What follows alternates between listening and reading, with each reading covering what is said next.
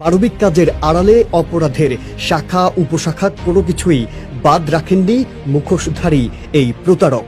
দেশের সবচেয়ে ভয়ঙ্কর হলো মিল্টনের বিরুদ্ধে রয়েছে অসহায় মানুষকে আশ্রয় দেওয়ার নামে তাদের অঙ্গ প্রত্যঙ্গ বিক্রির অভিযোগ। সবাই মিলে তারা তদন্ত করে 3 জনকে গ্রেফতার করে।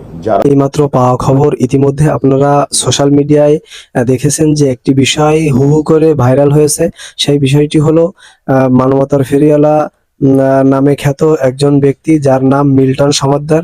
তিনি মানবতার আড়ালে তিনি যে কর্মকাণ্ড বা যে কাজগুলো করতেছেন, এইগুলো এক এক করে ফাঁস হয়ে যাচ্ছে। তার বিরুদ্ধে অভিযোগ উঠেছে যে তিনি অসহায় মানুষদেরকে আশ্রয় দেন। তার 2টি আশ্রম আছে। তো এই অসহায় মানুষ যারা বৃদ্ধা এবং অসহায় রাস্তায় পড়া মানুষদেরকে তিনি তুলে আনেন এবং চিকিৎসা দেন, চিকিৎসা দিয়ে তাদেরকে সুস্থ করেন।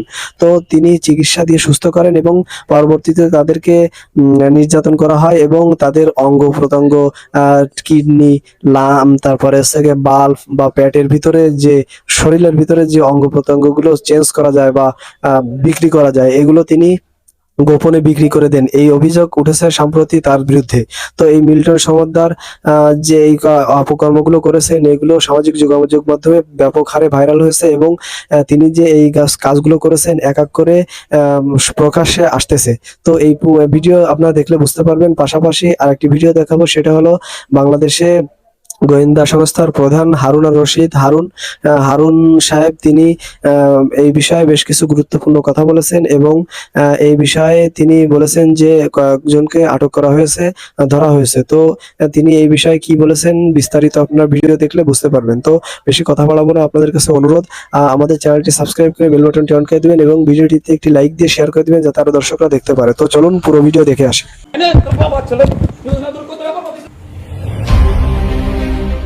সামাজিক মাধ্যম ফেসবুকে সর্বোচ্চ অনুসারীর সংখ্যায় আছেন মিল্টন সমাদ্দার। অনুসারীর দিক থেকে সাকিব আল হাসান এবং পরিমণির পরেই তার অবস্থান। মিল্টন সমাদ্দার কিভাবে এত জনপ্রিয় হলেন, কারাই বা তাকে ফেসবুকে অনুসরণ করছেন? চলুন তাহলে ঘুরে আসা যাক প্রায় 2 কোটি ফলোয়ার নিয়ে জনপ্রিয়তার তুঙ্গে থাকা মিল্টন সমাদ্দারের ফেসবুক পেজ। অবাক করার তথ্য হলো ফলোয়ার সংখ্যা প্রাইভেট করে রেখেছেন তিনি। তাহলে আপনারাও ধরতে পেরেছেন মিল্টন সমাদ্দারের ভেলকিবাজি। ফেসবুকের মতোই বিতর্কিত তার কর্মকাণ্ড সবার চোখের সামনে ভেসে বেড়াচ্ছে।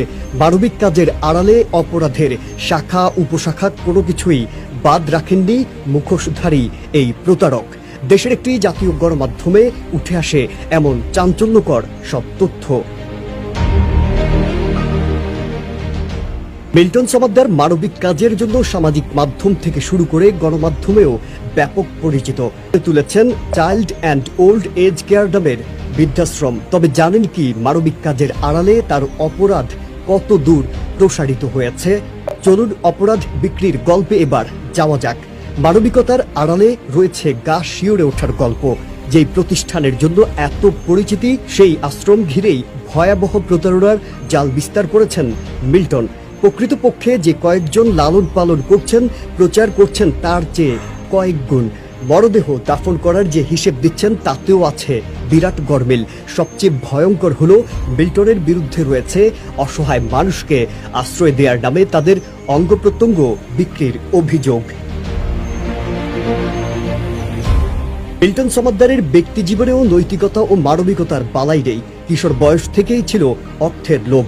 প্রতিবেশী, চিকিৎসক কিংবা সাংবাদিকরা বিভিন্ন সময় তার কাছে শারীরিক লাঞ্ছনার শিকার হয়েছেন।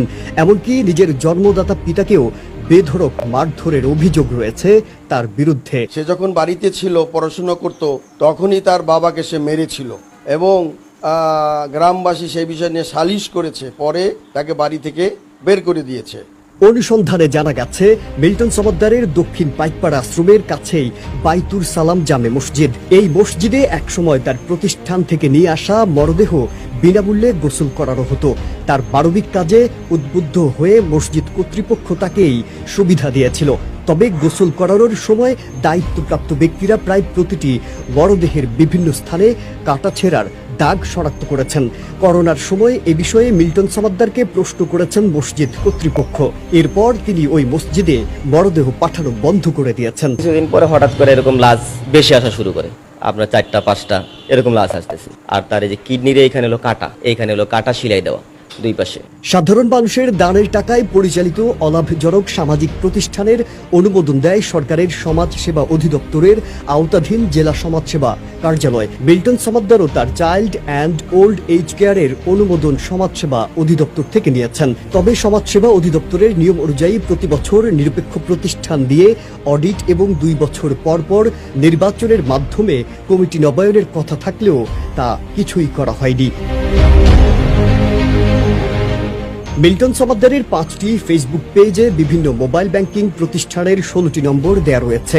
এছাড়া 3টি বেসরকারি ব্যাংকে খোলা হিসাবের মাধ্যমে চলে আর্থিক লেনদেন। এসব মোবাইল ব্যাংকিং এবং ব্যাংক অ্যাকাউন্ট নম্বরে লেনদেনের তথ্য সংগ্রহ করে দেখা যায় প্রতি মাসে কোটি টাকার মতো জমা হয়। তবে মিল্টনের আশ্রমে থাকা 50 জন মানুষের দেখাশোনার জন্য এই বিপুল পরিমাণ টাকা ব্যয় হয় কিনা সেই প্রশ্ন উঠেছে। সরেজমিনে মিল্টনের আশ্রম পরিদর্শনে দেখা যায় বিভিন্ন সময়ে প্রচারণার জন্য মিল্টনের রয়েছে 16 জনের একটি দল। এরা বিভিন্ন মানবিক গল্পের ভিডিও তৈরি করেন। এরপর সেসব ভিডিও ফেসবুকে দিয়ে মানুষের কাছ থেকে অর্থ নেন। শুধু তাই নয়, তার 5টি ফেসবুক পেজ নিয়মিতভাবে পুঁজিবাজার একটা স্পর্শকাতর জায়গা এবং দেশের অর্থনীতির সাথে এটা ওতপ্রোতভাবে জড়িত এবং আমরা এখানে অনেক সাধারণ বিনিয়োগকারী তাদের টাকা পয়সা এখানে বিনিয়োগ করে। এখানে এই যে বিনিয়োগটা করে তারা একটা আশা নেবে, কিন্তু এখানে দেখা যাচ্ছে একটা স্বার্থন্যাসী গ্রুপ দীর্ঘদিন ধরে পুঁজিবাজার এবং দেশের অর্থনীতিকে তারা ধ্বংস করার উদ্দেশ্যে বাংলাদেশের সিকিউরিটি এক্সচেঞ্জ কমিশনের চেয়ারম্যান সহ বিভিন্ন গুরুত্বপূর্ণ ব্যক্তির বিরুদ্ধে তারা ফেসবুক, হোয়াটসঅ্যাপ, টেলিগ্রাম এবং গোপনীয় গ্রুপ খুলে তারা বিভিন্ন মিথ্যা প্রতারণামূলক তথ্য সরবরাহ করে শুধুমাত্র নিজেদের স্বার্থসিদ্ধির জন্য সাধারণ বিনিয়োগকারীদেরকে তারা প্রতারিত করে আসছে। এটা তারা প্রায়ই করে থাকে এবং এটা বেশি না, 4 থেকে 5 জন ব্যক্তি যারা সবসময় সরকার বিরোধী কর্মকাণ্ডে জড়িত এবং ওই সকল ব্যক্তির বিরুদ্ধে বিভিন্ন থানায় একাধিক মামলা রয়েছে। এই ব্যক্তিরা কোনো কোম্পানির এজিএম হলে তারা এজিএমে গিয়ে একটা সিন্ডিকেট, তারা 5-7 জন যাবে, ওই এজিএমে যারা করে তাদেরকে বলবে যদি তোমরা আমাদেরকে টাকা না দাও তাহলে আমরা এজিএমে উল্টাপাল্টা কথা বলে তোমাদের এজিএম কে করে দেবো, আর যদি টাকা পয়সা দাও তাহলে আমরা তোমাদের কোম্পানির সঙ্গে ভালো বলবো। অথবা লিস্টেড কোম্পানির যদি কোনো কোম্পানির শেয়ারে বাজারে বা আইপিওতে আসতে চায় সেখানেও তারা ওদেরকে গিয়ে আগেই থ্রেট করে, আবার এখানে এসে থ্রেট করে। এরকমভাবে তারা চাঁদাবাজি করে আসছিল। এই সকল চক্রের বিরুদ্ধে পুঁজিবাজার নিয়ন্ত্রক সংস্থা Bangladesh security exchange commission Ramna থানা তারা একটা মামলা দায়ের করেন। আমরা ঢাকা মেট্রোপলিটন ডিবির সাইবার টিম সাউথ তাদের দল সবাই মিলে তারা তদন্ত করে 3 জনকে গ্রেফতার করে, যারা অনলাইন এবং সামাজিক যোগাযোগ মাধ্যম ব্যবহার করে পুঁজিবাজারের নিয়ন্ত্রণকারী সংস্থা এবং বিভিন্ন শেয়ারের দাম নিয়ে কারসাজি করে এবং গুজব রটনা করে। এই কারসাজিকারী এবং গুজব রটনাকারীদের 3 জনকে গ্রেফতার করা। এতক্ষণ আপনারা ধৈর্য সহকারে পুরো ভিডিও দেখেছেন। তো পুরো ভিডিও দেখে আপনাদের কাছে কেমন লেগেছে এবং এই মিল্টন সামাদ্দার আসলে কি অপরাধী? যদি অপরাধী হয়ে থাকে তাহলে অবশ্যই তার বিচার হওয়া উচিত, আর যদি অপরাধী না হয়ে থাকে তাহলে তাকে সসম্মানে মুক্তি দেওয়া হবে বা দেওয়া উচিত। এই বিষয়ে আপনারা ভিডিও দেখেছেন এবং এই যে গোয়েন্দা প্রধান যে হারুন রশিদ হারুন সাহেব তিনি যে বক্তব্য দিয়েছেন, এই পুরো বিষয়টি আপনাদের কাছে কেমন লেগেছে অবশ্যই কমেন্ট সেকশনে জানাবেন। এই ধরনের আলোচিত সমালোচিত ভাইরাল আপডেট এবং রাজনৈতিক বিশ্লেষণমূলক ভিডিও সবার আগে পেতে আমাদের চ্যানেলটি সাবস্ক্রাইব করে আমাদের পাশে থাকবেন। আপনাদের সাথে দেখা হবে, কথা হবে অন্য কোনো গুরুত্বপূর্ণ টপিকস বা ভিডিওই। সে পর্যন্ত সবাই সুস্থ থাকবেন, ভালো থাকবেন। আল্লাহ হাফেজ।